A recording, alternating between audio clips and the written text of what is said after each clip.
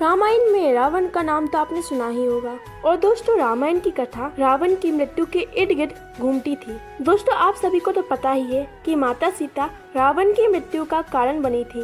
लेकिन दोस्तों, क्या आप ये जानते हैं, ये सब भगवान की लीला और पहले से ही सुनिश्चित था। आपने तो ये सुना ही होगा कि रावण में कई गुण थे, जैसे कि वह भगवान शिव का परम भक्त था, कुशल राजनीतिक और शक्तिशाली था।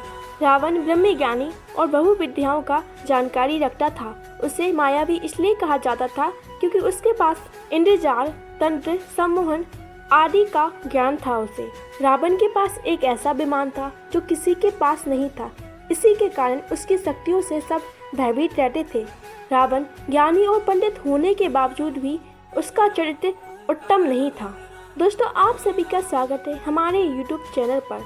अगर आप इस चैनल पर नए आए हो तो हमारे चैनल को सब्सक्राइब करके एक बार प्रेम से लिखिए राधे राधे।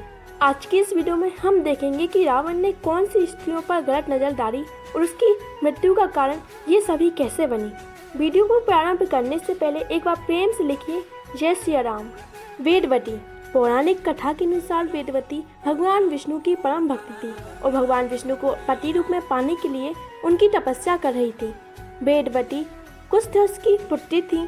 कुशध्वज को बृहस्पति का पुत्र कहा जाता है कि वेदवती अपने जन्म के कुछ समय पश्चात ही उन्हें वेदों और पुराणों का ज्ञान हो गया था। वेदवती बहुत ही सुंदर थी। जैसे जैसे वेदवती बड़ी हुई, उसकी भगवान के प्रति भक्ति और ज्यादा दृढ़ होती गई। उन्होंने भगवान विष्णु को पति रूप में पाने के लिए उनकी कठोर तपस्या करने का निर्णय लिया। वेदवती द्रौपदी की तरह ही अपने इरादों की पक्की थी। वेदवती ने दृढ़ निश्चय कर लिया था कि उसे भगवान विष्णु से विवाह करना है, लेकिन उसके परिवार वालों ने उसका साथ नहीं दिया। विवश होकर वेदवती ने अपना घर छोड़ दिया और वेदवती वन में जाकर तपस्या करने लगी। लेकिन उसके परिवार वालों ने उसे बाद में अपना लिया और उसे आश्रम में छोड़ दिया। जब वेदवती आश्रम में तपस्या कर रही थी, तब उसके सामने एक असुर आया। उससे विवाह करने का प्रस्ताव रखा। जब वेदवती ने प्रस्ताव को अस्वीकार कर दिया तो उस असुर ने क्रोध में आकर उसके माता पिता का वध कर दिया। अब आश्रम में वेदवती अकेली पड़ गई, लेकिन भगवान विष्णु उसकी तपस्या से प्रसन्न थे।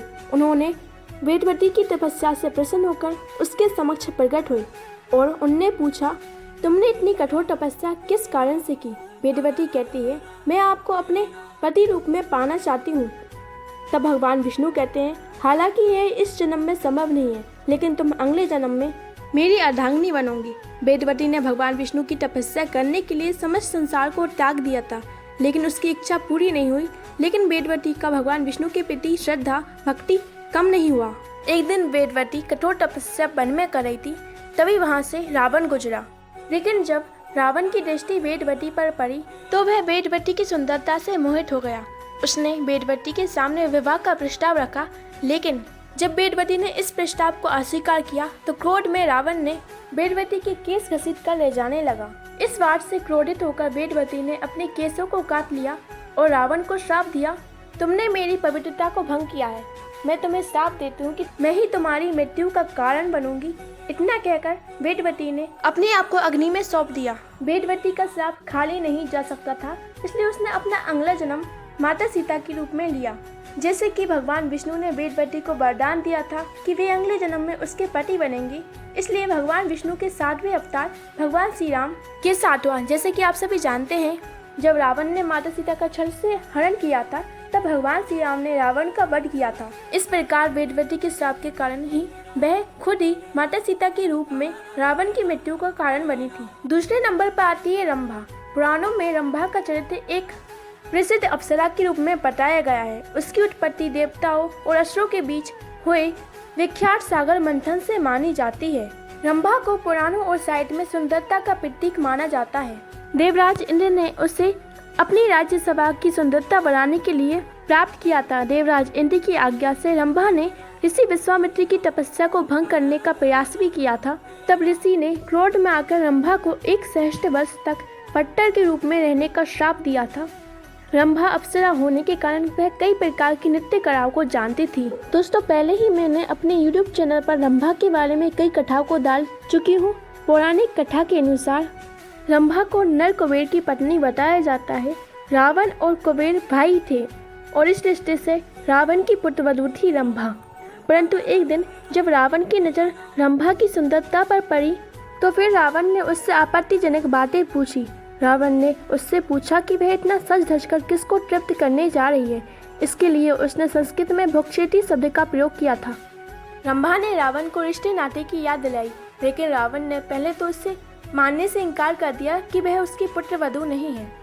लेकिन जब रंभा ने नरकुबेर के बारे में बताया तब रावण ने अनाकानी कहना शुरू कर दिया।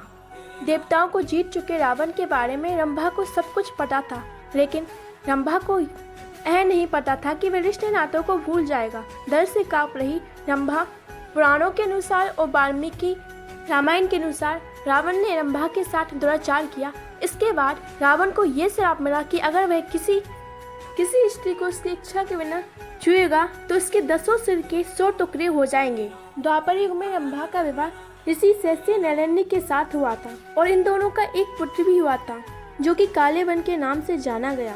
पुत्र के हो जाने के बाद रंभा वापस स्वर्गलोक चली गई और काले वन आगे चलकर बहुत ज्यादा शक्तिशाली होता चला गया।